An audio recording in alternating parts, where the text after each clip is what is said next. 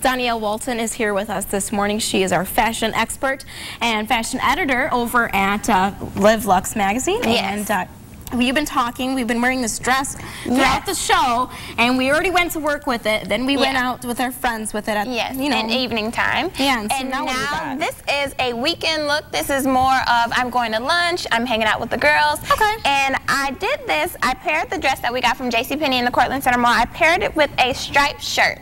Now I did that on purpose because a lot of people are scared to mix patterns. Okay. But you can absolutely mix patterns as long as it's in the same color family. Okay, so this is brown and white and the leopard. Yeah, it works. It works. And so we add a nice little scarf and we add a wide belt because the dress has a drawstring, so we kind of want to hide what's going on under there. And when you put a shirt over a dress, you want to make sure the shirt is maybe one size bigger so it can hide what's going on under there. Right, just because of ruffles or the bunching. But so this, I mean, I actually keep one like that here in the studio just because you got to put something, your microphone. And but that's something you probably have in your closet. If you don't, you can use it all the time. Exactly. And so you just threw a scarf on it? Threw a scarf and you're ready to go get mani-pedis with the girls and out for the weekend. Do some shopping or whatever. Yes. Well, I can't believe that you can do one more thing because she's already shown us two things. Well, three now. Three. So we're going to see a fourth thing with this leopard print dress. Really cute. But I'm excited to learn all this, you know, fall fashion. Actually, we didn't tell people this, but you're heading to New York City after the show. Yes. Because you're going to